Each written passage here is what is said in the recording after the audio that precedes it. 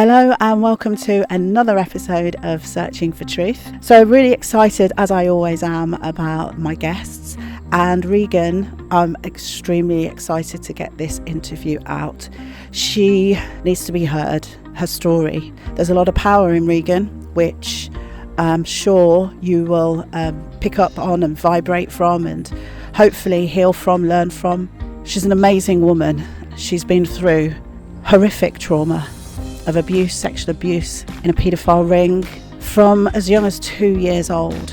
I'm honoured sharing her story with me here on Searching for Truth. I really do hope that you get something from this interview and maybe even connect with Regan thereafter. So please let me know what your thoughts are in the comments after watching this interview with Regan.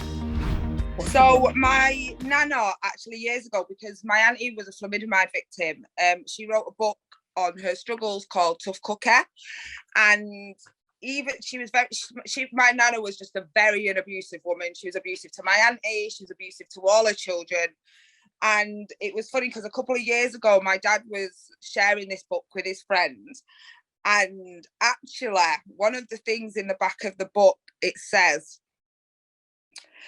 I expect to have Regan to look after for a good few years yet, and how she turns out will show whether or not we really learn from our mistakes.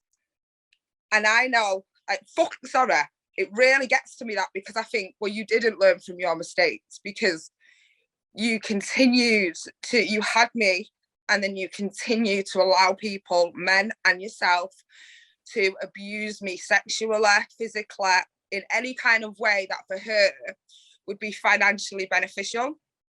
And that is like literally the last page in her book, and obviously there's a little bit underneath that, but that's kind of irrelevant.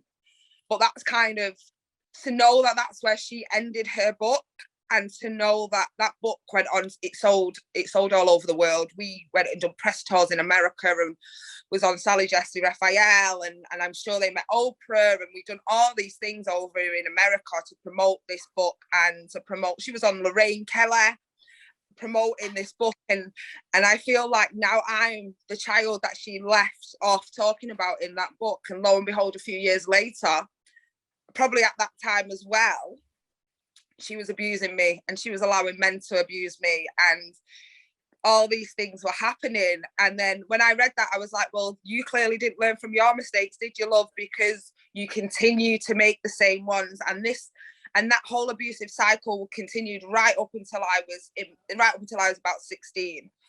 And so I was put into, not long after that book, I would say, I was actually put into care. So was that when you were four years old? So just to back up, because we've pressed the record button after we've done a little bit of an intro. Yeah. No, don't ever apologise. So you mentioned that you went into care. You remember going on holiday.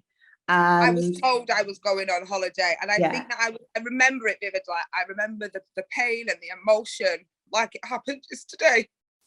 And because I don't know why I've just got emotional upset then, because I remember that I was eating a Fab ice lolly. This is how I know that trauma and things stay with adults. Yeah. And I remember eating a Fab ice lolly, and at the time, wet, wet, wet, love is all around was at number one. And it was at the time where it was at number one forever. I think it was there for like 13 weeks. And I remember the social worker taking me to, it was like this caravan, I think it must have been in Rail or somewhere like that. And I remember I remember just laying on the back seat and just crying, because even though I knew, wow, why is that just hit me like that? Even though I knew I wasn't going on holiday, and I knew I was never going home again. And I didn't understand why. I just thought, why have I just got dead emotional? I didn't understand why I was being sent away, because at that time I didn't realise I hadn't done anything wrong. I hadn't done a single thing wrong. I had just started talking and speaking out about the abuse. And what happened was my older sister abused me.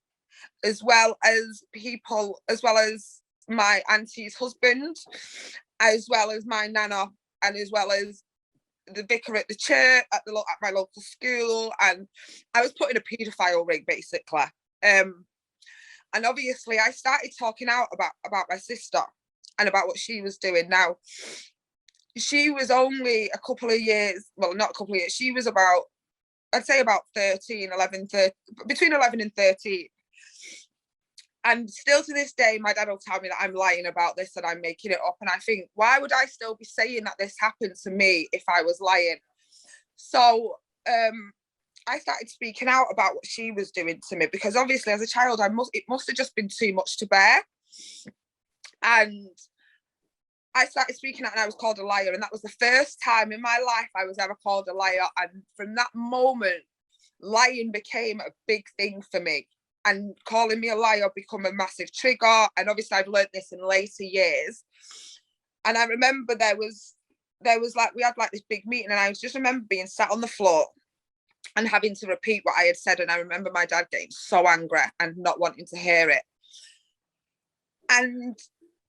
But I also know that she was being abused, and she's a massive victim. Like I know that I'm a survivor because I've taken hold of what I've been through, whereas she's never been able to do that, and she's now hooked on drugs, and she isn't there for her children or her grandchildren, and her life is just, she's let what's happened to her define her rather than using it for strength and using it to better herself. Using it to better herself and to help others, and to make sure that these things don't continue. And it must be hard, because I know that I wasn't the only child who she was inappropriate with, but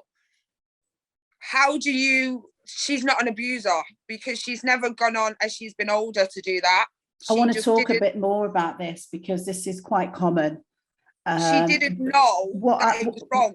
How much older than you was she? So was she 13 when you were 4?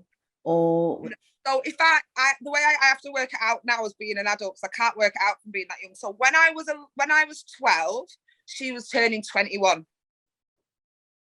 So that's like what, 10 years? Yeah. And this was obviously going on. I remember it like it was yesterday. Like, I remember the times like it was yesterday, and the things that she would do. And I remember that my teddies were, so I used to go and stay at my dad's, and my dad used to have his kids on the weekends. And I remember, my teddies were lined up here, and the room was dead dark, like a maroon purple, and the bedding was dead dark, like the same kind of colour. And all my teddies used to just be, I just used to have them like laid out. And I remember, I'm not going to go into detail about the things that she used to do, but now as an adult, they are very sexualized things that men do. Yeah. That I can now see. And even now, actually, if I'm intimate with someone, if anyone does those type of things, I can't handle it. I'm like, no, that I think that's just, it's too much, because it relives that moment. However, I've been there for my sister's kids when she's never been able to be, like, I practically brought her eldest children up, and I was there for them, and I've never held any resentment towards her or anything like that, because I don't feel like, no, I know she didn't know what she was doing.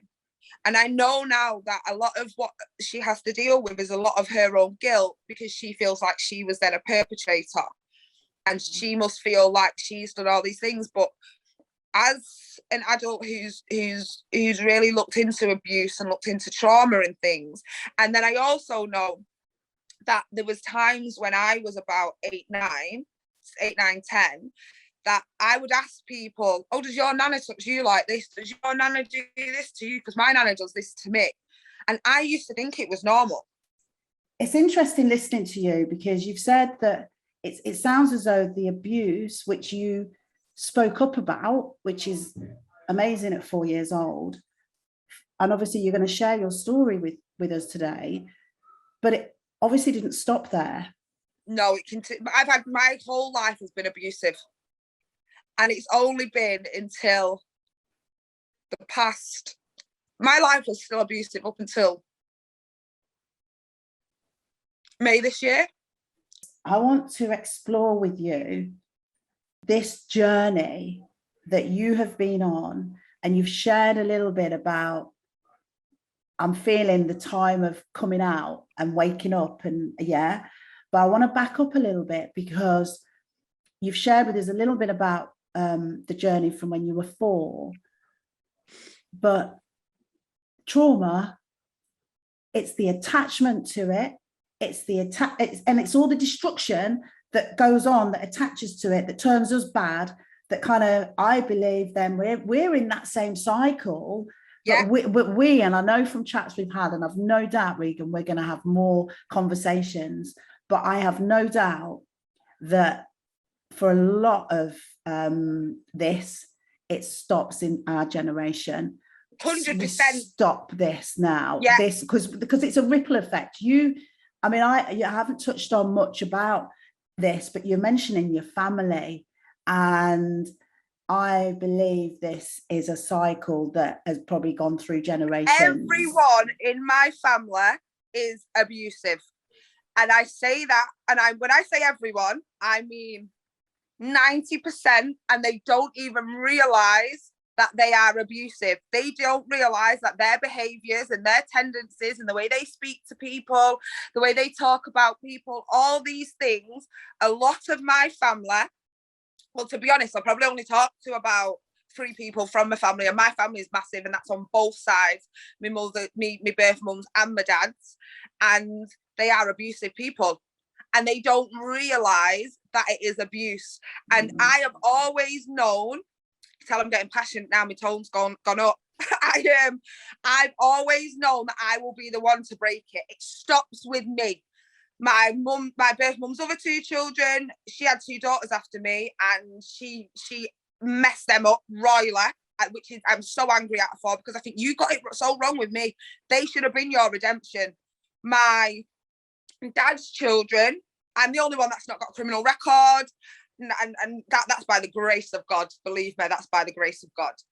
And they have, I can't really speak about these children that I was never really around, because that would be wrong for me to speak on them and speak on their families, because I don't really know them. I can't go in depths about them. But there's been times where there's relationships that I've started speaking to my brother again, and that was a very strange relationship for many, many years. And we've only just started speaking. We started speaking again, actually, probably during lockdown last year. We don't speak all the time, but I'm actually grateful and happy that we are able to have a bit of communication and be like, hi, you okay? How you doing? And the person that he is, or from what I can gather from the conversations that we've had, he seems very grounded, and I know that he's made mistakes, because I've heard of them through the grapevine, but we've all made mistakes. I'm not sitting there saying I'm the angel Gabriel, because I am so far from it. It is a joke. Like, we've all been, and a lot of that comes from our trauma, and comes from not being able to deal with the lives that we have been lived, that we've had to live. Like my sister, this is probably another reason why I don't have children, because she's obviously gone through her own demons, and she's still going through her own demons and her own struggles, and I don't ever think she'll ever kind of deal with them. But even her children, like, she's messed her children up, and she's made them now have to deal with trauma and suffer with trauma. And for me, I've always been like, I will be that one that breaks the chain. My children, or whenever I adopt or I foster and I do all these amazing things that I want to do, the book stops with me. Even down to like counsellors and things that I've had in the past, they said, you won't continue this pattern. This pattern will stop with you. Even our good friend Kim, she even said to me when I had my quantum therapy with her, she went, she said something like, I need to let you know that it stops with you. It does not continue after you. You stopped it. You're the one in the chain that will make things differently. And I've not always been the person that I am now. And I've really had to fight and really dig deep into the things that have happened to me, and going through abuse, from sexual abuse, from being, I want to say from being a baby. Obviously, I don't remember that, but I remember being about 2 and knowing what was going on. There was even a time where obviously we used to go to America a lot, and I obviously didn't want to go because I didn't want to be abused while we were over there. And on the way there, I covered myself in shit. That is a classic child's cry for help of they don't want to go somewhere. And that was my way of trying to get out of it. Now, obviously, it was seen as like a laugh and a joke.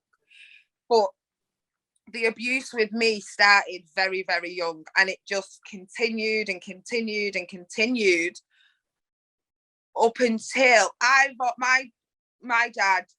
He's the best man now.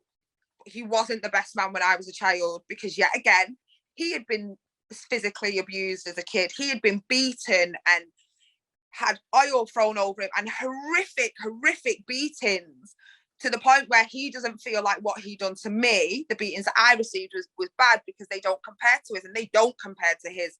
However, they still inflicted their own trauma. And he doesn't want to admit that he was ever that abusive person. So I don't really speak, and it breaks my heart every day because I love that man. But he brought me up to always tell the truth.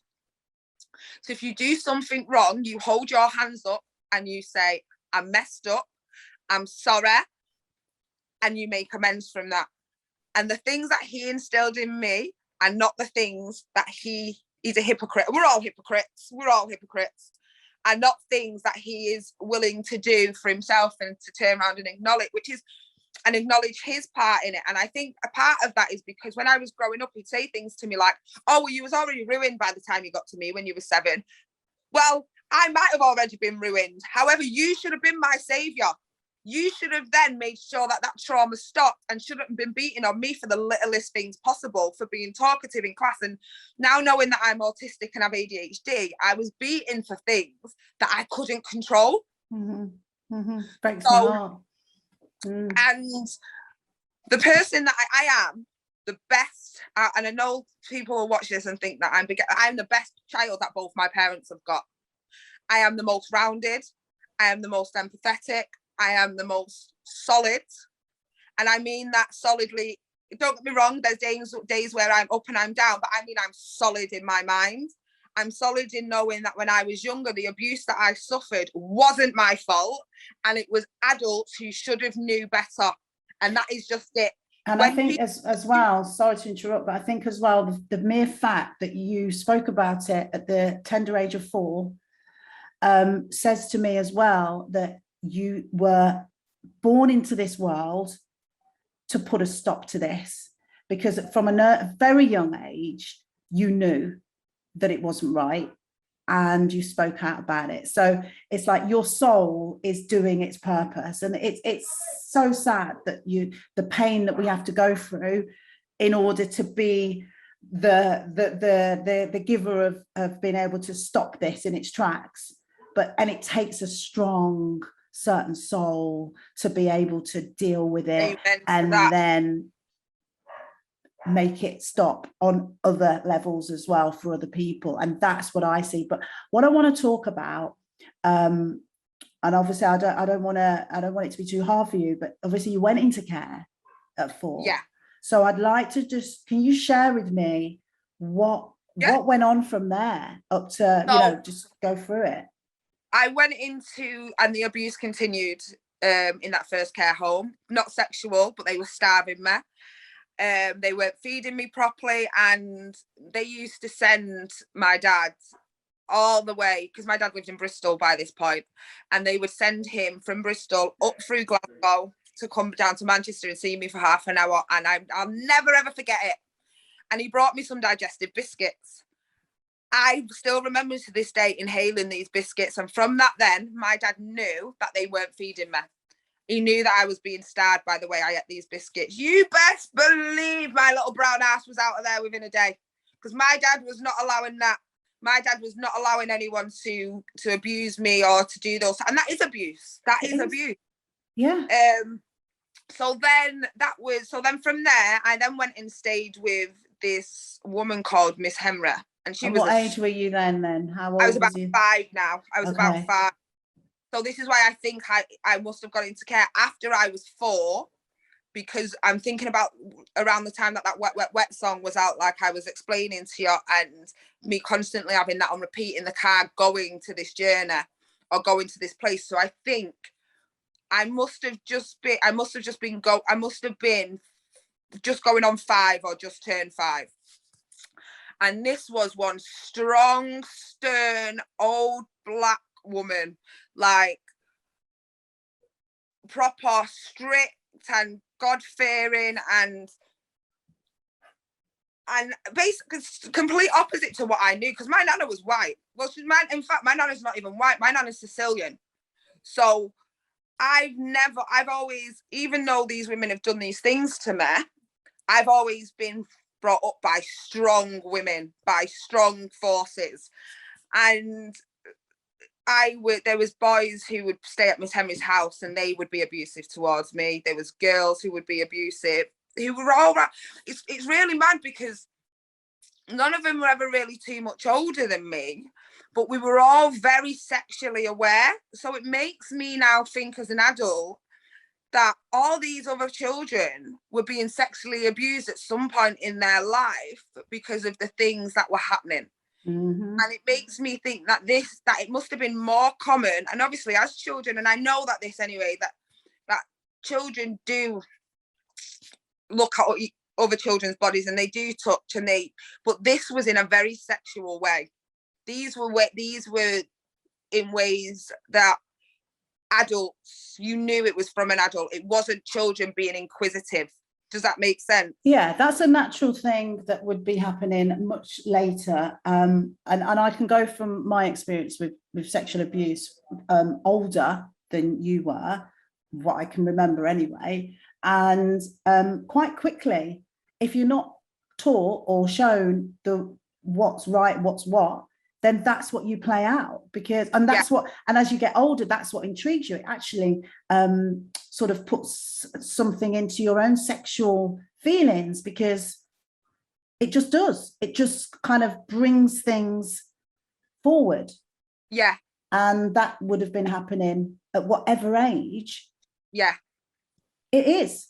We're just human. That's what we do. We don't know unless someone says, actually, no, that's not. Well, how are we to know? Is because when I spoke out at 4 about what my sister was doing to me, at that point I hadn't mentioned that Bob was doing these things, that my auntie's husband was doing these things to me, and he was doing the same things to his daughter. And that all these other men from like the local community were doing these things, and the fact that we were being drugged and I was like hallucinating because of how much I was being drugged to kind of wipe me out for these experiences to happen.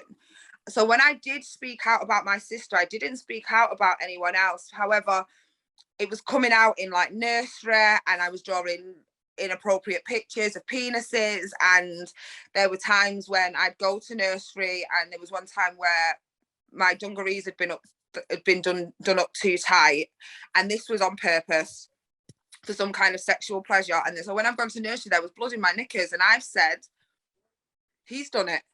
And because I've said he's done it, I think then obviously speaking out about my sister was all a little bit too close to home.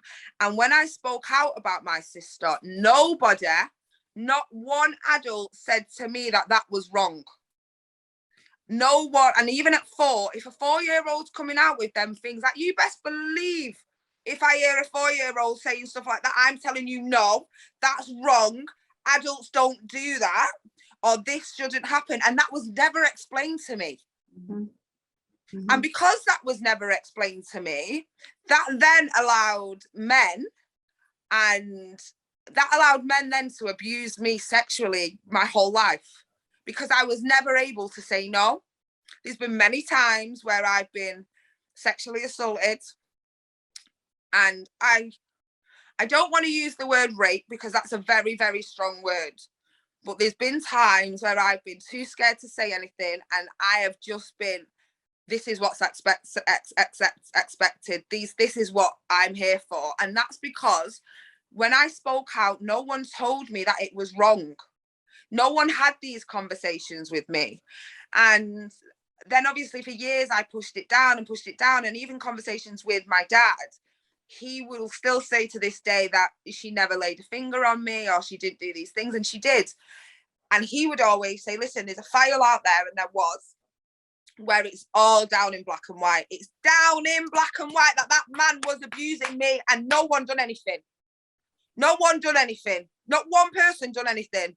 No one did take his daughter out the house, because what happened is his daughter put on a lot of weight, and she doesn't. And that is a classic thing that abused children do, because they know if they put on weight, they won't be seen as attractive.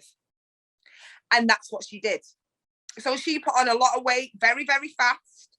She was obviously eating a lot of her feelings because she didn't know how to act out on them. And she was left there.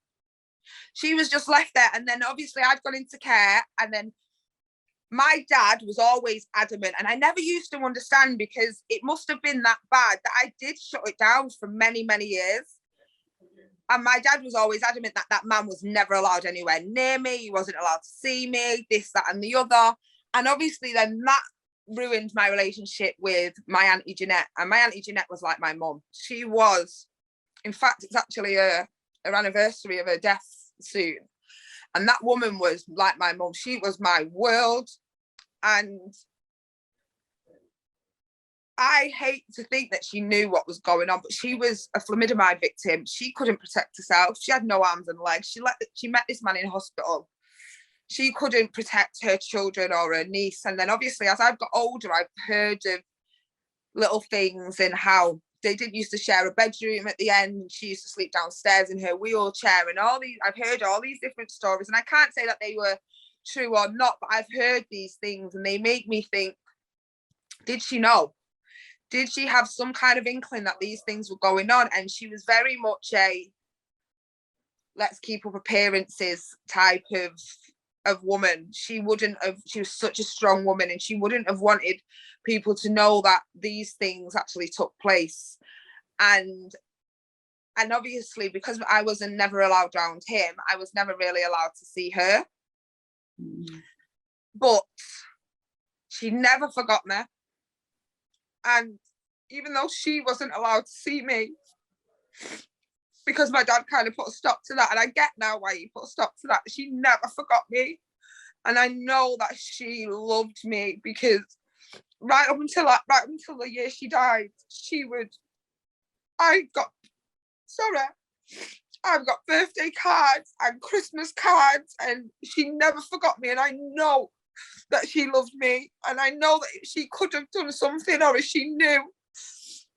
It sounds like she did, even though she didn't. But listening to you now, she was there. There was you felt unconditional love from her growing up. You can tell by it coming out. I felt like really just loved me. And I remember even now, like my friend, she's my cousin, but she's like my best friend, and she takes the piss out of the way I walk.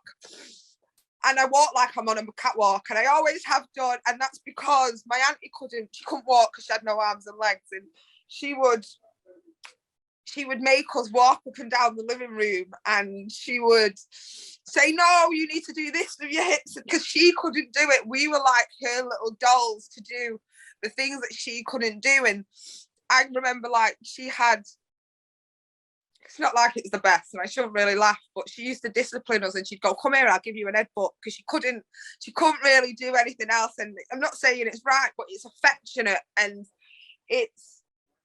I'd sit on her, she had like a tray across her wheelchair, and I remember I used to sit on there, and I used to do my homework, and I used to do all these things with her. And she was my mum. She was everything that to me that that her sister couldn't do. And she took me in because obviously my nana lived with her, and she took me in, no questions asked. And these things, she was never in the house when I was ever being abused. She was never there. She was always out. And I do remember that. And when she had her operation, she didn't need the operation she was having. And I genuinely believe, and people might see this and think that I'm wrong, but I genuinely believe that she had that operation to escape what was going on, to stop the pretense.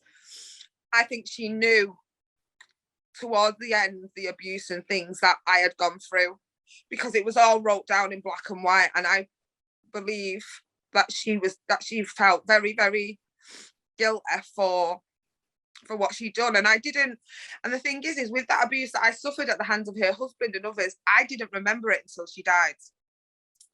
And the way it come back to me was when she died, I was 15, and I had obviously come up to Manchester because my birth mum, Hayla, she was like, no, I want my daughters with me. And I never even really met her, to be fair. But obviously at that age as well, you want your mum, you want a relationship with your mum. I'd kind of seen her a couple of times, but there wasn't really a relationship there. She's a vicious woman. Still to this day, she's vicious. I've actually got a letter where she kind of body shamed me and was like, I'm never buying you a size 12 pair of pants again. That's too fat. And the letter's disgusting. And I've kept the letter on purpose to be able to kind of know that that's not how you speak to your children. And so also, because she'll deny it and say, well, love, I've got it in black and white in your handwriting. You can't say that you didn't say these things. So she's hurt. It's very funny because she hated my nana, her mum, and she's exactly like her. She is a carbon copy. If anything, in my eyes, she's worse because she has gone through, her own mum put her through years of torment, years of trauma, years of abuse, and she's turned into her. And for me, that doesn't, if I was to ever turn into any of them women, I'd give up, because that was one thing that always kept me going, is I never want to be like her. I never want to be like any of the women that my dad went out with, because they was all weak ass women with nothing about them, no backbone, totally emotionally unstable, totally manipulative. And they were just women that I always knew I never wanted to end up like. So and it won't. You can just hear. Yeah, it won't. Stops. It stops. It's already stopped. And you can, everything, as mad and as sad as it is, happens for a reason. And what doesn't make, and the Bible also tells us that our weaknesses are our biggest strengths. Yes. And God sends people trying times for them to use those trying times to help others and bring people closer to God. And no one can tell me no different on that, Star, because that is what I believe. Yeah. And I genuinely believe it. The things that I have gone through in life is so I can stop them happening to other people. And so I can put the nurture out there into the world that I never got. So as I was saying a minute ago, how I come to remember the abuse that I had suffered at the hands of these men was I'd come up for the funeral, and I can't really say his name because I don't really want to kind of put that out there. And I know I've said it, and I know that you could be able to cut that out. Yeah. He hugged me in a very inappropriate manner. And the smell of his cigarettes and everything else like that, in one little swoop, it all come back. It all come back, and it all comes to the forefront. And at that point as well, I was only 14, 15. I still didn't want to deal with it. I didn't want to know. I was 15, actually. I didn't want to know. I didn't want to deal with this. But then lo and behold, that's when I got into my first no, I'd already been in a relationship, and it was totally wrong because I was 15 and he was like 21. And now looking back, I think, but then I've always been very old-headed, and I've never been like, I was never a kid. I was always wiser than my years, and it was just wrong. It was wrong because he was older than me, and he was in his 20s, and he had his own place and things like that. And it was just, and even down to when I think about it, I think I was in residential school at the time, and they used to drop me off at his gaff. What the fuck did they think I was doing in his house? 15. Like, where was the safeguarding, bro? And they would have known, surely, your records, your 100%. So 100%.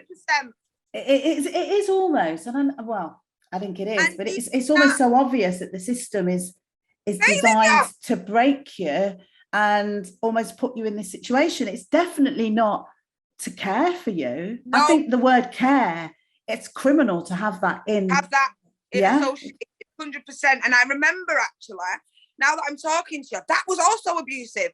He used to like punch holes in walls, and obviously I was a 15-year-old girl, and I was a 30. I was 30 and still messed up and dealing with shit.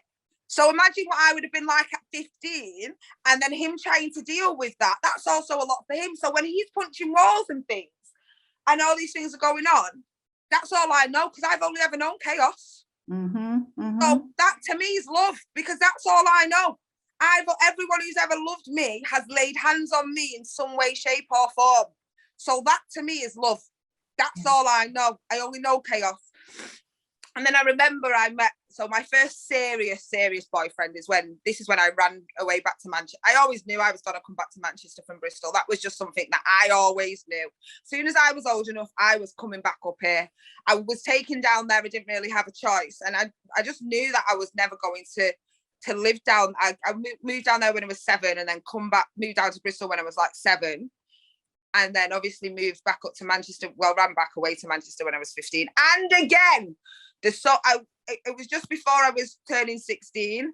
But yet again, they knew, the social workers and everything, they knew where I was. They might not have knew the address that I was in, but they knew where I was. They knew what I was doing. And they knew that I was with a boy who was 22 years of age. And I was living in his house.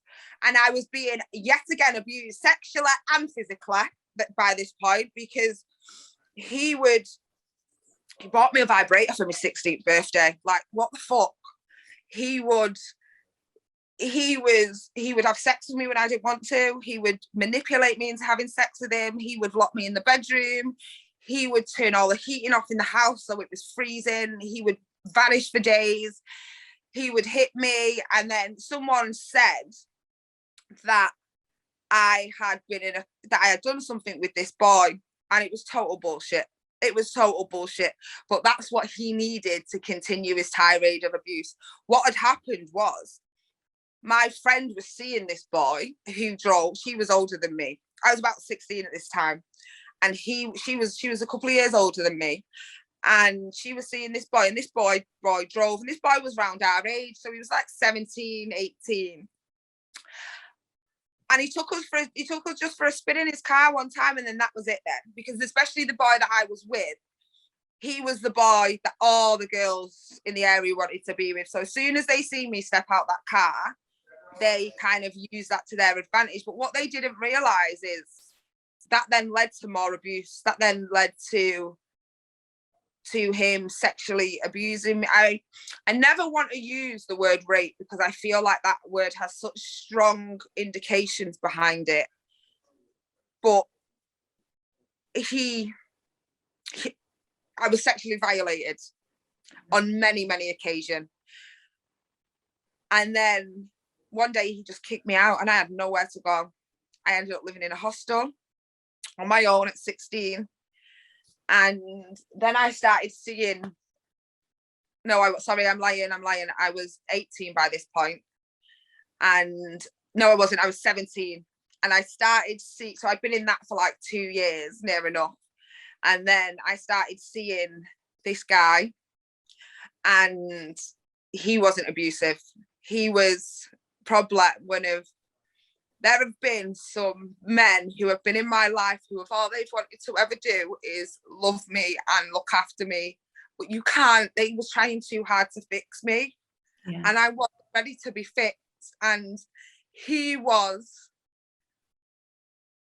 And I don't really see him anymore or anything like that, but we still have friends in common, and we both still ask after each other, and we both still want to make sure that each other's okay. And I wouldn't say he was abusive, because it wasn't. But after that first relationship, I was like, no, this is never going to happen to me again. I'm going to be the one in control, and I'm going to be the one that's like this.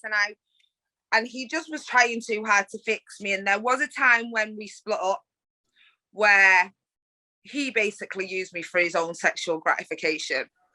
And he obviously didn't realise the implications that would then have on me, because I was acting like, oh yeah, it's fine, but I was still in love with him. And he kind of, I really put him through a lot, like really put him through a lot. And he stuck around for a very, very long time until the point where he couldn't do it anymore. And then I got a few mixed messages from that, what you said there, though. Did you say, what did he do? Because it sounded like you'd met someone who was good, who was trying to fix you, but then you said, yeah. He was trying to fix me, and because he was trying to fix me, I was then rebelling against him. Right. And I was out doing this, that, and the other, and I was out cheating on him and doing all these things and being manipulative and being, because as well, I didn't know how to deal with my emotions. Mm-hmm. I couldn't handle the love and the sincere attention that he was giving me. I didn't know how to handle that. And because it wasn't chaotic, I had to make it chaotic. That's what we do. That's what we do. Yeah, because that's the only way I knew how to live. That's the only love I knew. That's the only tool you had. That's the only tool. You probably had other tools, but you'd never used them before, other than in chaos. Yes. There was only chaos there to work with, your experience. And if things weren't in chaos, I would have massive anxiety, and I would have to do something to create chaos, to create those feelings of instability and things like that. Because from a young age, from being born, my mum neglected me straight out the back from at 3 months old, 3 to 6 months old, I went to live with my nana, because my birth mum was neglectful. And she wasn't feeding me, and she wasn't doing all these things that a mother's meant to do. She was very neglectful. Oh, from off the bat, I've only ever known chaos. I've only ever known people who say that they love you to be in and out, in and out, in and out. I never knew. I've had to find stability. I've had to figure out what stability is, and figure out and learn by reading books, by reading blogs, by writing blogs, by sharing my experiences with other people, that what I knew was chaotic, and it wasn't love, and it wasn't stability. And the reasons why, when I would have stability, I would then be chaotic, because that was all I knew. It's what you were used to. And I want to touch on something as well then, and this may be another podcast, but it's interesting that you say at 3 months old that your birth mother then gave you to your nana, your grandma, because I was adopted at 3 months old. My birth mother was white, and it's in later life now that I've forgiven her. She's dead. I've never met her. She committed suicide when I was 12. That was my trauma, I believe. But it's only now that I really do thank her for giving me for adoption, because I've learned a lot more about myself and the cycle that I was in, that maybe actually came from generations before. Well, it is. A lot of trauma is generational. Yeah. It is generational. And I've heard about, now I've met an older brother or a younger brother, but that lived with her.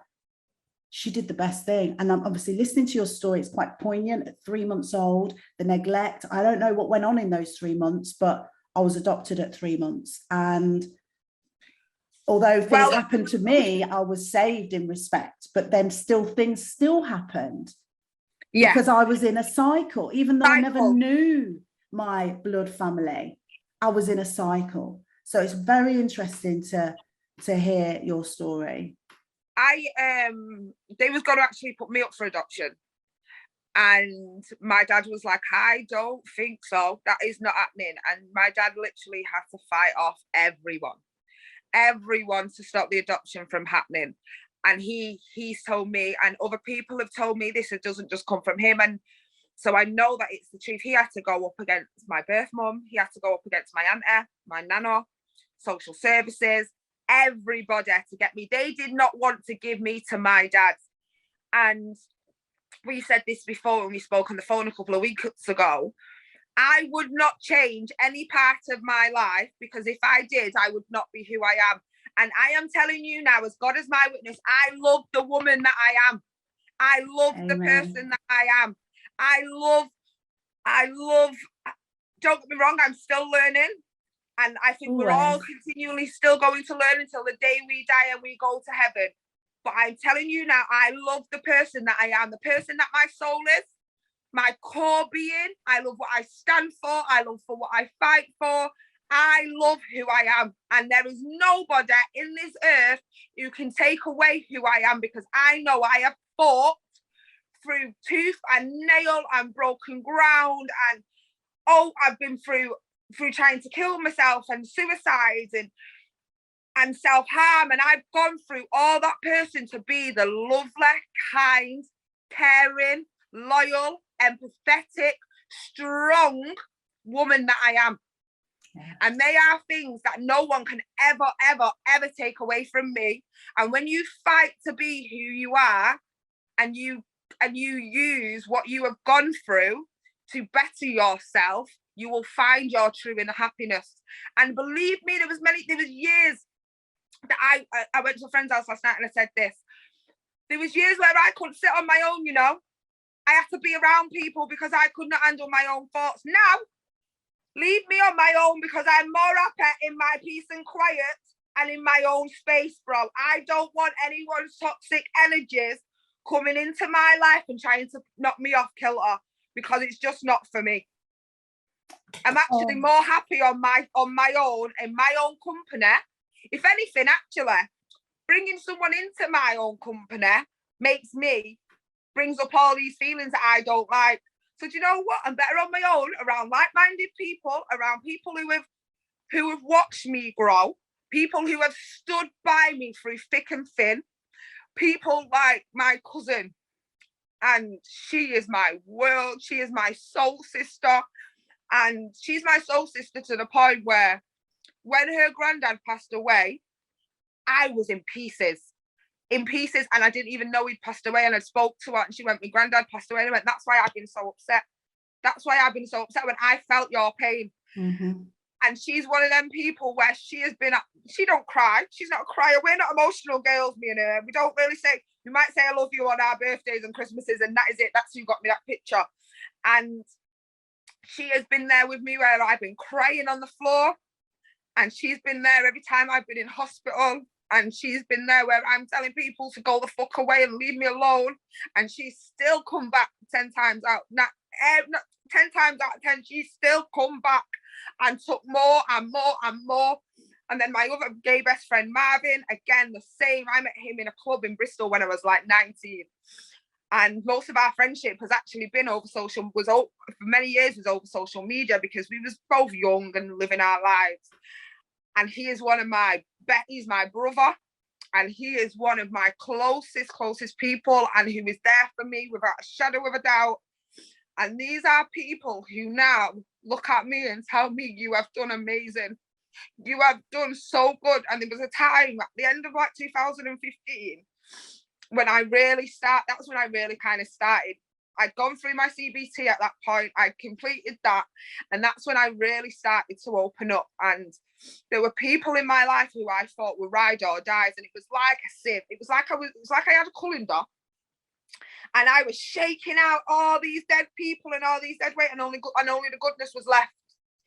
But isn't it interesting though, as you work on yourself and you start really working on yourself, that then you do start to identify this about others, through working on yourself. And you will rise above, and not in an egotistical way, but just like you said, rises to the top. They'll do, but they're just not on that same frequency. So you can, because you are on a journey of healing yourself. I'm going to talk about that. Your room is testament. I want to talk about the lovely Kim as well, but you're rising above all of that to make a difference and use your gift from all of this to help others. And especially when I moved into my new home, I moved in like 2017, and that's really when the journey begun. I'd come away from where I lived was here, and where my ex-boyfriend's family lived was over the road. So I could never progress. I could never, my mental health was just stagnant. And it was like I was stuck in the mud. And as soon as I left, baby girl, you best believe I got wings and I have just flown. And I just keep going up and up and up. Don't get me wrong, there's times where I go back down, because that's just life. Life's a roller coaster, as Ronan Keating said. And that is just how life is. But once I moved, and then I moved to where I am now, I cut off, there was so many people I cut off. I mean, family. Like, I don't talk to hardly any of my family. And that's because I don't agree with who they are. I don't agree with how they raise their children. And the thing is, for me, is I see a lot of, especially my cousins, and they are brilliant mums. I'm not going to sit here and say that they're bad mums, because they do their best. But because I know what trauma is, and I've dealt with my trauma, and they may not have dealt with things that have happened in their younger life, they are now repeating that trauma onto their children. And I can't watch that. I can't be a part of that, because my mouth's too big, and I will call you out on your bullshit. So do you know what? It's best for me to love you from a distance than be in your company. And there's people who will be like, oh, she doesn't speak to us no more. It's not because I don't love you. It's because I don't like your values, and I don't agree with your values and morals, and they don't align with who I am now.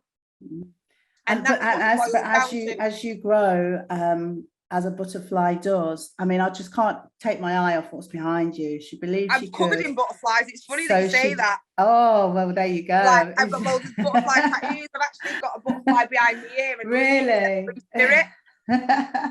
Well, I'm looking at the behind you. She believed she could, so she did. And obviously lots of other very positive affirmations. Yeah, so I do believe that we will talk more in podcasts, and there's more of your story. But you've shared a lot.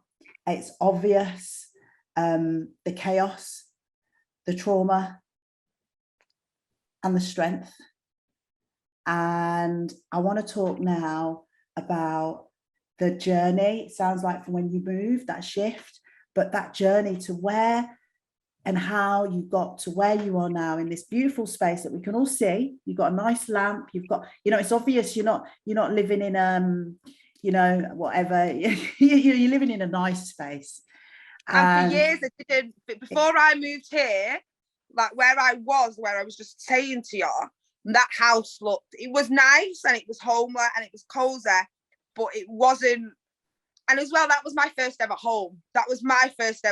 And I never really felt like I wanted to plant roots there, because I never knew how long it was going to last. So I wasn't, for a very long time, I wasn't like house proud or anything like that. And so my journey to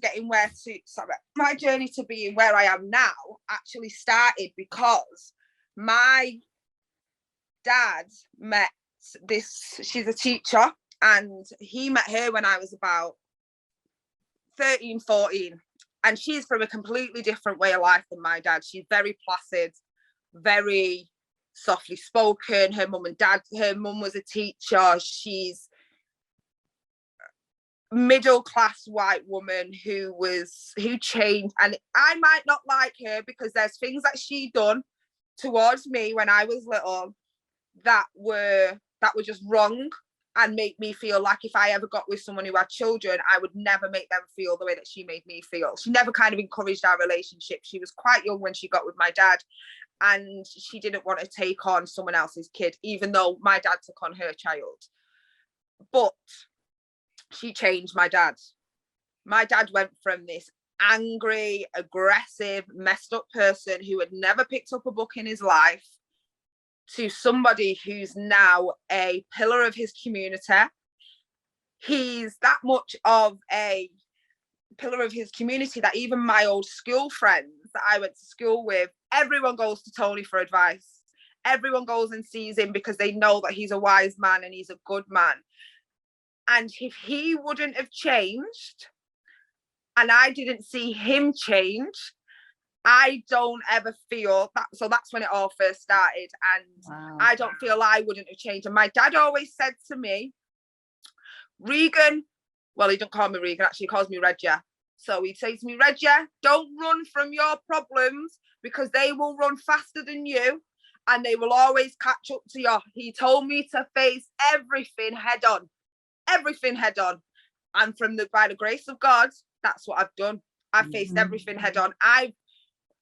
which is probably why I have had so many ups and downs, and I have had times where I've been in hospital. But for me, that's all part of growth.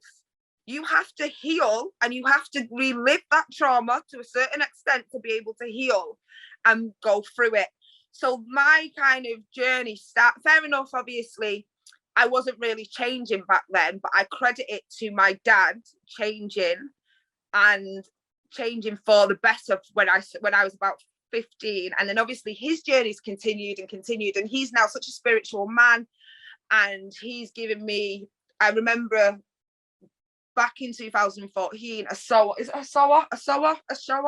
don't know what is it, zero, that's so, no SHO, Osowa, I don't know, he's like this Indian guru. You probably would have heard of him. There was a Netflix program about him not long ago, and about his teachings. And I read a book on intimacy. And by this point, I've also been in therapy my whole life. My dad's always made sure that I had some kind of therapist or some kind of counsellor, whether when I was in care or in residential school, I was always talking and seeing someone. So yes, my trauma was bad, but I also think that because I was talking from a young age, it made me very comfortable with being able to realise that what had happened to me wasn't my fault, and it was done because of adults. And then obviously there was times where I haven't been in therapy because I just knew I wasn't ready to deal with any of it. And then once I'd done my CBT, I've only just found myself again. And I went into myself for many, many years. And that's because I was healing and I was growing and I was doing all these things that was stopping me from going out into the outside world, because I was so raw and I was so frightened and my anxieties and things were so high that they were stopping me from living my life for a long time. And everything kind of 2000, when I moved in here in 2018, that was the turning point. That was the turning point for me.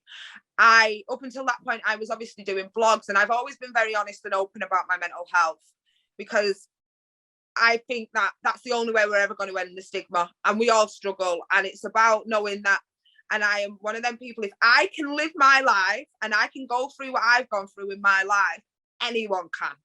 If I can deal with the abuse that I have gone through in my life, I want to be a beacon of hope for others. And I already know that I am. There's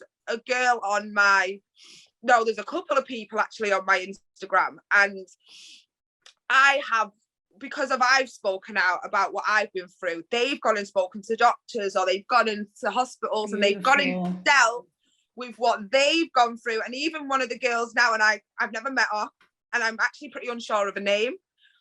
Last year she went and bought a dream car. She bought a Mercedes. She works with children, and she credits me for that. She credits me for changing her life. And wow, you see the Holy Spirit hitting me there? Mm-hmm. Like, that is what God's put me here to do. That is what the Holy Spirit is in me to do, and it's in me to help people and to help change people. And I want my legacy to be, she changed parts of the world. She didn't stop fighting for others, and she helped others gain perspective. And I want to use, and it's quite selfish as well, because in some aspects of it, Donna, it helps me. Me speaking out and talking out helps me probably more than it helps other people. It's not selfish. That's how I'm here. If I hadn't started speaking in 2016 and training to be a speaker, it was all about me. And I felt that at first. It feels a bit self-centered. Yeah. But it was actually feeling good. And it was like, and people were like getting stuff from it for themselves. So I was like, well, this works both ways. But initially it really was about healing me and still. And that's it. Yeah. And that's ongoing. how it was with me. It was about healing me and talking about my story and putting my story out there. And there was one time I was writing blogs, and even down to listen, my attitude is, if you don't want me to speak your truth, you should never have done that shit to me. You should never have put me through them things. And I've always been very honest. So I've been very honest with how physically abusive my dad was towards me and the beatings that I've had. And there's been people that know my dad now that didn't know my dad then who have had something to say. Well, those same people who know my dad now weren't my friend. I've got friends from when I was little that we used to play out together, being like 9, 10, all up them ages. It will turn around and say, no, Regan, you had it hard. We know you had it hard. We know that your dad was like this and your dad was like that towards you. So that also gives me validation that I ain't making this stuff up. It's just some people don't want to acknowledge their part in your story. Well, actually, your part in my story didn't break me. It didn't hinder me. If anything, it's made me. It's made me who I am. It's made me better than you.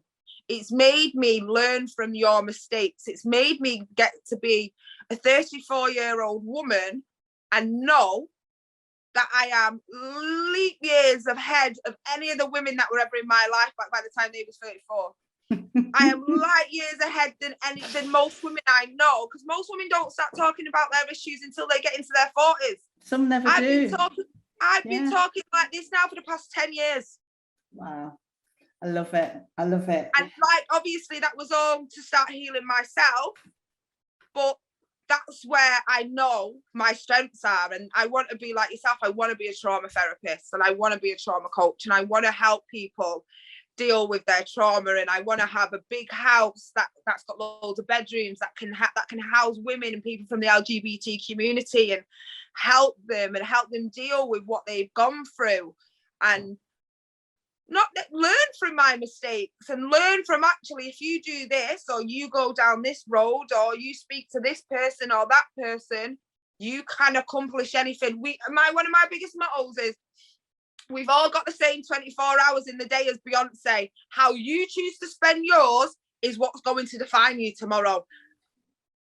And I just want to keep fighting and keep going and keep changing. And like, I know I'm coming back to that picture, but I always believed that I could. And I always knew that I could. So I believed that I could, and I did. Well, you and I, we're going to have more talks together, because you and I, and we've only had that long pre-talk and then this talk today, but we have got a lot in common. Yeah. We've got a lot in common, and there's a lot of, I won't call them triggers anymore because I'm on a journey away from feeling triggered, but that resonates with my story. I can feel it, and maybe we'll have another chat out of here and come back and talk, especially about the children. You've talked your thing about.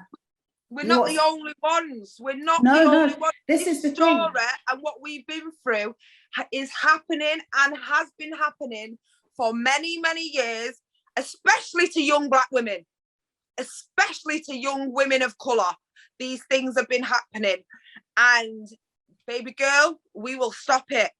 We will stop it. We are stopping it. And I love one thing we're going to talk about, not in this interview, but in the next one, or another one at least, is the children and what you've said, the survivors that right now, and definitely decades ago, up until now, have been where they should have been cared for and loved and supported. They got the exact opposite. They got abused. And when we were both talking, we're both on the same path of like, putting something in action in place to absolutely directly change that, to turn it around the other way round. And that is the gift, one of the gifts of the many gifts that come out of the lives of yourself, myself, and lots of others that are now, I will say, getting their records. And well, I said off for mine. Getting their records now. They're all saying there's no evidence, it's too long ago. Not that there's no evidence, it's too long ago. That's what they're all saying. But the more survivors that bring their cases forward, because you and I know there are many. There are many, and they all need to be brought forward. The one case that got through recently, where he got 11 years, was because it was the daughter that was the daughter of the rape that happened to her birth mother, who was only 13. So they couldn't put that away because it was the child, because they had a DNA test. It was the daughter. So it was like, that's the only way at the moment that they're able to sort of do something. Everything else is just being like, nope, nope, nope, well, no, but just keep doing it, keep doing it. All this stuff that I've spoke to you about today is wrote down in black and white. My dad's got the file, my birth mum's got a file of it all, and I've read it. And it's all down in black and white. So they knew what was going on. They knew everything that was going on. And my dad has said to me for many, many years, I should go and sue social services because they failed me. They even into the care, into when my care award was given, there was certain specifications that should have been followed up that were never followed up. They were never followed up. And yes, my dad might have been physically abusive because he didn't know any different, and that's what he knew. That was all he knew. That doesn't explain it, that doesn't excuse it, but it's an explanation. And he changed, and that was one thing that I have to give him props for, is he never ever stopped fighting for what I needed. He always fought to make sure I had therapy, or to make sure that I was, even if I wasn't speaking to him and I was lashing out and I was being horrible to him, he was there at every meeting. He was there at every turn. Even when I would put myself back into care, he was there at every single turn. The only consistent figure, and I'm telling you now, we only need one person like that in our lives. We only need one person who is going to stand in our corner and fight for us. And that doesn't excuse the damage that he done to me and put on top of the damage and the trauma that I had already suffered. That doesn't excuse that. However, has he redeemed himself in many ways? Hell yeah. 100% he has. Because he never stopped fighting for what I needed, for me to become the person that I am. Amen. Amen to your father as well, on the journey that he's been on, and the woman that he met. Because he's been on his own journey, and I genuinely believe if it wasn't for him and he didn't show me that positive change, I would never have changed. I would never have known that actually you don't have to be that person that you were, and we all make mistakes and we can all change. Yeah. So Regan, talk to me about Kim, because that's how I've been introduced to you. Oh, see that smile. I just see I love her. That woman has changed my life. Like, changed my life. I say to everyone who I know who's gone through trauma, and I go see Kim. Go see Kim. So Kim is I want to say she's a therapist, isn't she? Yeah, she's a therapist. Yeah. So Kim's a therapist, and she does a lot of like spiritual healing. And I went to see Kim. So I found out I had ADHD and autism a day before my 34th birthday, because I had not long come out of hospital, and I'm like, I am done. I am not going and taking this bullshit into another year. It's not happening. Like, I've done enough work. So I went private, and then I've got a private counsellor, and she directed me to Kim. She said, I have sent women to her for years and years and years, and not women, sorry, I've sent people to her for years, and she changes their life in one session. And I'm very, yes, I believe in God, but I'm also very spiritual, and I believe that God creates everything, and he creates every kind of therapy, and he creates all these things for us to be better and to make ourselves and to help us with our healing. So I'd gone and had quantum therapy with Kim. And basically what that is you kind of get put to sleep, but you're not asleep. It's like a very deep meditation. And she goes around you. I completely was, I was out. I was still aware of where I was, but I was out. And when I woke up, my eyes were stuck together that much because of how much I'd been crying. I said to her, have I been crying? She went, yeah, loads.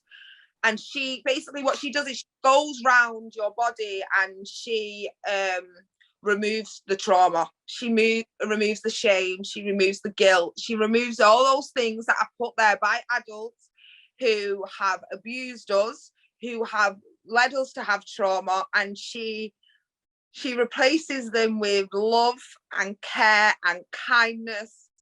And she changed my life. She changed my life, down to the point where I actually started seeing someone around the time I'd gone to see her.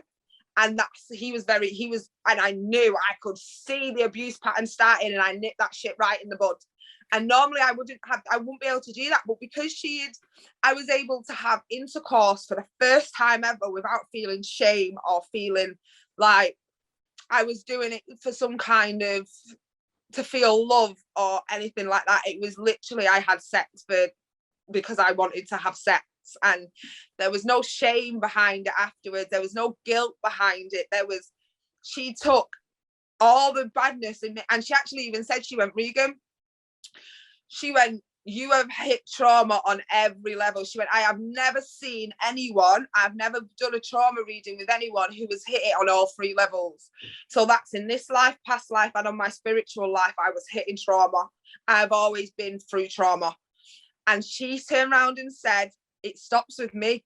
My soul stops with me. I'm the one that will put my soul to rest because of all the work that I have done. And how I have fought to settle my soul and make my soul pure and make my soul all the things that it was, but other people damaged and other people messed up. And in that 2-hour session with her, so I live in Manchester, so I went all the way down to Birmingham. And in that 2-hour session, I walked out of there a different person, even down to people around me was saying straight away, they was like, you look different, man. You look like you've got no anxiety left in your face. You look different. And and then I had another session I had a soul tying cutting session with her, because I had a trauma bond with my ex-partner, because we had both been abused, and it was something that we both bonded over, basically. And I was really struggling with, after having the quantum therapy, I ended up catching COVID, and there were times where I felt like my soul was crying out for this person. Even though I knew he was bad for me and I knew all the things that he had done, my soul was just crying out for him. And so I had to go back and have another session, and that's when she told me about your wonderful self. And I believe that everyone who is coming into my life now are coming into my life to help me change the world, and I'm coming into their life to help them change the world. And it's a joint, combined effort, and it's all these people of different ages, of different races, different who share the same story. Might not be the same story as in play by play, but they share the same story of what's happened to them and the abuse that they've been through, and the trauma. Because even as a child, you don't know what trauma is. None of us have a clue what trauma is. We just feel the effects of trauma.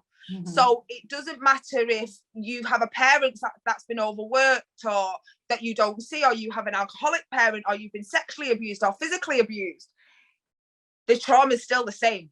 Mm-hmm. The feelings that you get from it are still the same, because we can't, as children, we can't identify what went wrong to cause that trauma.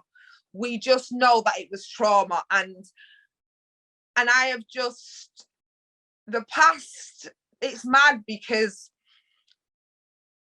he obviously got out at the start of the year, and then I was just adamant that I was not going to go into my 34th year with this shit still continuing. And I was sick and tired of waiting for the NHS, so I kind of was just proactive.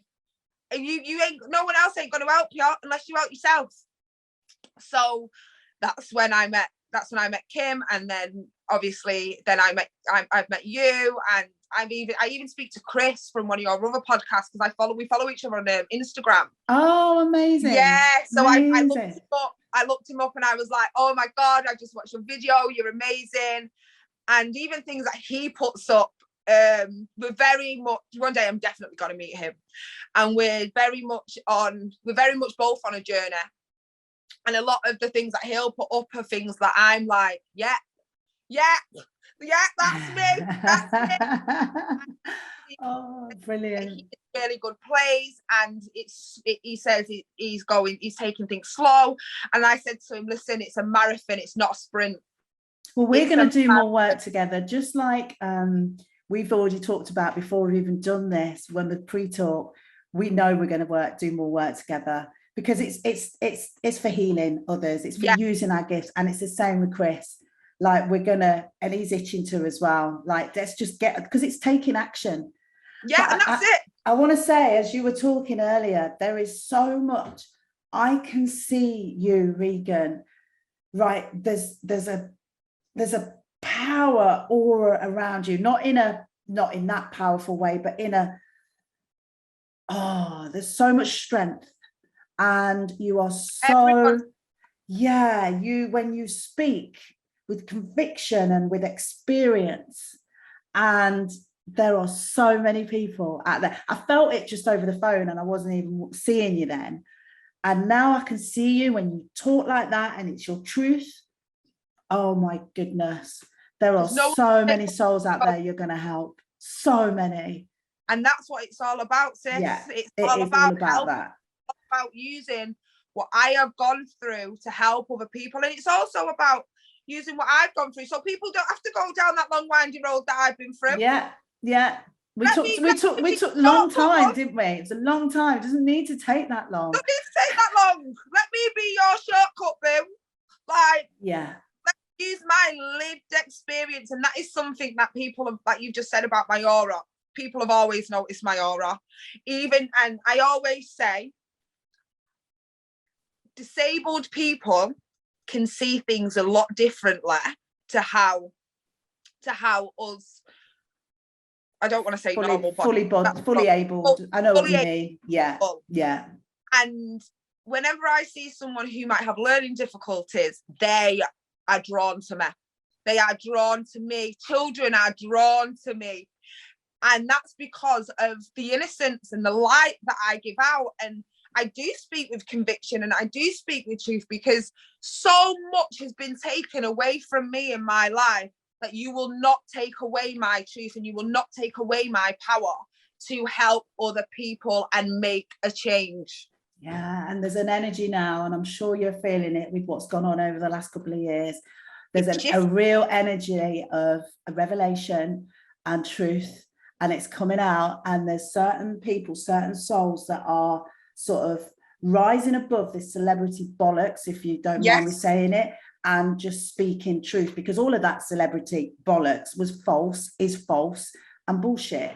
But this truth, this revelation, the people like you, people I'm meeting and connecting with, it's true, it's truth, it's real, it's raw, and it's healing in the right way, not in a false look at me kind of way, follow me, because that's damaging. That's not healing, that's damaging. We know that now. I know that now, because there was many years where I was a model and I was doing bits of reality TV, and even though I was doing those things, yes, they was quite damaging, and half the time that was for me to take back control. But I've always been very honest, and I've always wanted people to look at me and think, if she can do it, I can do it. And at one point I was chasing that dream of having rags and having riches and doing it that way. And actually the times when people actually really listen is when I talk from the heart, and when I'm honest, and when I talk with, like you say, conviction, and I talk with, I give 0 F's me. I don't care who I upset. I don't care whose nose I put out a joint. That's your business. You as an adult, you should have knew better, because I was a child. So now that I'm an adult and I'm speaking out, if you never wanted me to speak out and people never wanted me to speak my truth, then those things should never have happened. And it's that simple. I love it. I love it. Have you seen the interview that I did with Sammy Brown? I watched the one that you did with Chris, and I watched the one that you did with Angela. Oh yeah. Well, go when we've done this, go and watch the trailer that I did with Sammy Brown. I will, because I'd like you to connect with Sammy. I'm watching him going, preach. Say that again. Say it for the people in the back. So Angela, definitely, and no doubt you'll meet, but also Sammy Brown. Watch the trailer. Do watch that. There's quite a lot of similarities with some of the things that you've said as well. I'm not sure if she's from Manchester or Leeds. I'm not sure, but you'll see the interview and on my channel with her. Regan, I know we could talk and we've got a lot we could talk about. But you what, sorry? You could talk the hind legs off a donkey. Seriously could. And I know a lot of your story is going to come in to other podcasts that we do, because they're going to be towards taking action and towards really using our gifts to make a difference. And a lot of people are watching the screens now and listening to podcasts now. And this is a really good medium of getting messages out there to help just unlock that, oh my gosh, there's more to me, I can do this. Sometimes that's all it is, for the road to be open for them. And it also stops people feeling like they are alone and they are the only people who have experienced those things. And actually, as sad as it is, there's more of us, and there probably are normal, let's say normal people who have had a normal upbringing. There are more of us who suffer with trauma than there aren't. Yeah. And such a sad fact of things, but it's the truth. Well, I will help you with the road I'm on with trauma, working with trauma. I will guide you. Maybe you'll do a course that I've done. I'm going to share stuff with you as well, because I think the trauma coaches, the more trauma coaches we can have, trauma is occurring now more so in adults at the moment, I think, because of what is going on in the world, except a lot of people don't even realize that they're being traumatized. Yes. So there's a no end of work to be done. And yeah. Being a trauma coach was a thing until I spoke to you, and I was like, that's what I want to do. Like, I've already done my psychology, and so I already know, and when I done that, that was for me.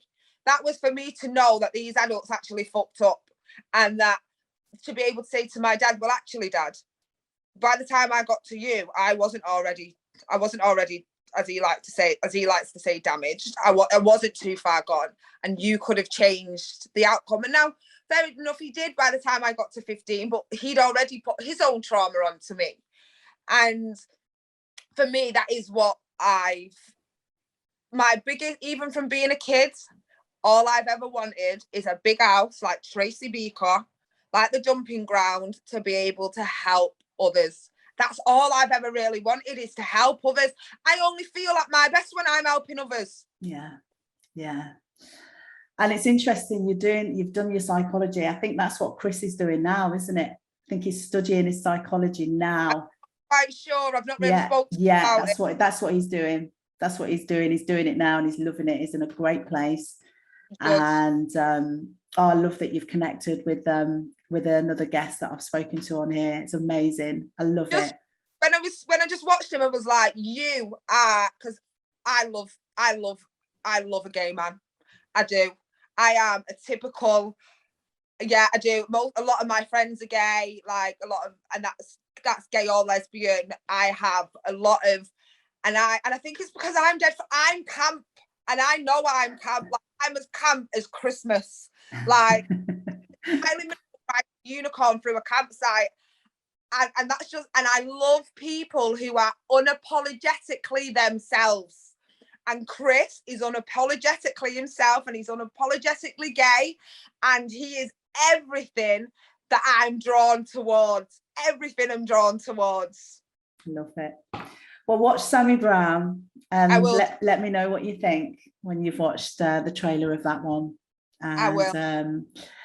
So I'm loving where you're at now. I'm really excited about the journey that you're on.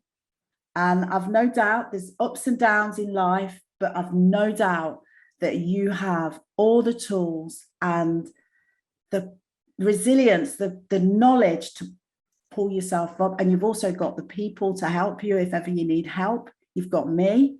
We all need each other.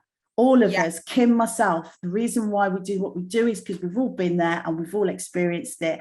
And we all need a helping hand every now and again. So I know you're going to be all right. And I know that this is the start of many, many podcasts between us. I hope so anyway. Yes, definitely. Donna, I could talk to you forever. I talk to you and put the world to rights forever. And I'm just very honoured and grateful that you've actually asked me to share my story, and you see in me what I see in me.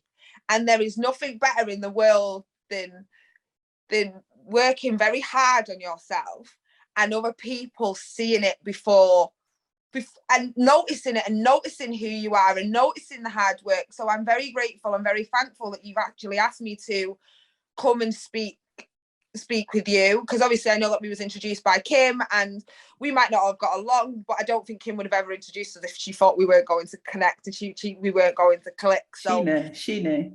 Yeah. So I'm very grateful that I now have you amazing women, strong women in my life, women that I've had strong women in my life, but I've never had positive strong women in my life. And I'm very grateful that I've been given the opportunity to actually speak my truth and to know that people, this is going to in one person and I'm happy. If it helps any more than one, and that's a bonus. But to help to just be able to speak my truth and to be able to share my light and share the things that I've been through to help others and use this platform that you have and be alongside the other amazing survivors who have got through. It's just everything to me to even, it just means everything, because like I say, our weaknesses, well, like the Bible says, our weaknesses are our biggest strengths. Beautiful. And it's about sharing those weaknesses with the world to make the world a better place. Well, I feel honoured. Thank you for saying that about myself and Kim. You will be that strong woman, are already, and you definitely will be for many, many souls. You are, it's just oozing out of you, the strength, the power, and you will be leading the way. Honestly, it's beautiful, absolutely beautiful. Thank you so much. I am going to call this interview to a close for now. And what I'm going to do is I'm going to say goodbye to you, and then I'm going to do a closing piece here, which will go at the end. But is there anything that you feel that you would like to get across before we do end the podcast? If anything, and I know that I've touched on it already, is for people to look at me, hear my story, and that's not even all my story, that's only a small fraction of my story and what I've been through. And for people to know that if I can do it, anyone can do it. And what you need in this world is already inside you. You have got untapped potential inside you, and you just have to dig deep to remove everything and remove all that toxic stuff, and you will become your true, authentic self. And as long as people live in their truth, nothing can hold them back. They can't be scared of anything. And also, and I know I've said this before, if you've ever dealt with anything as a child, whatever type of abuse it is, that was not your fault. They were adults, and adults know better. As a child, you are not responsible for adult actions. And that's it. Amen. Beautiful. That got through. Oh, I love you. I love you. Yeah, the light, man. You are.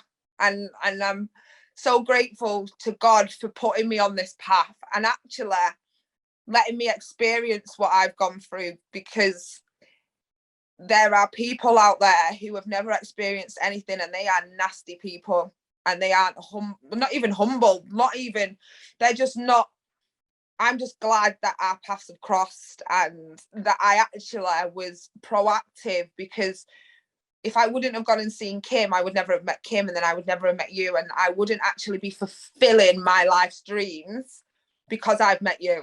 So, and that's just going to keep rippling on, you know, those connections are just going to get more and more. It's going to be beautiful. It is beautiful. It's yeah, it'll only get better for you and everyone else that finds you, follows you. It's beautiful.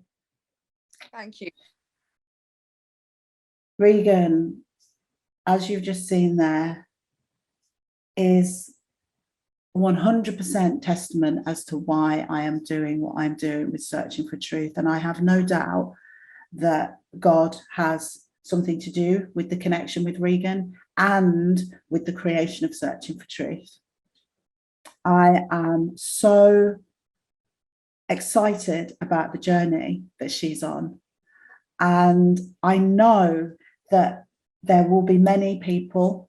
She's saying just one, but I know that there will be many people that will have just watched that and felt something, whether it be for themselves or somebody that they know, and it will put them in the direction of taking action about it, whatever that may be, talking to someone, sharing it, writing about it, acknowledging it, releasing it. Because ultimately, with trauma, for some people, it's been held on to for decades. And once that little release, even if it's just a little tiny air of release, like it was when I did my first talk, and I got a round of applause. And then you get people talking to you about how it's helped them. And you're like, well, it's helped me too. Just that little bit of then, and it may seem selfish at first, but in the long run, it's not, because you've got to sort your own stuff out first to then really be making a difference. I'm still on a journey. Regan's on a journey. In fact, the journey is ongoing, and it's a exciting journey to be on, because I have absolutely no doubt that I will be talking to Regan again about so many ideas that we've had just from one conversation over the telephone. So if you like this interview, then please do subscribe if you haven't already, and press the notifications button so you'll know when there's an interview. I'm trying to do them as regularly as I can, but when they do come, they mean something. And thank you for all your support. Please do interact with the comments. It means a lot, not just to the channel itself and the growth of the channel, but for the survivors and the people that I'm talking to involved. It takes a lot of courage, and it's always lovely to get comments of support and warmth from the public to encourage not just themselves to carry on their journey of speaking their truth, but to encourage others to speak out of their truth as well. So please do comment and share this video, please, so that we can encourage more souls to realize that it shouldn't have happened to them. Speak it out, talk it out. It's the healer, it's the biggest healer. So that's all from me. Until the next time, thank you so much. Goodbye.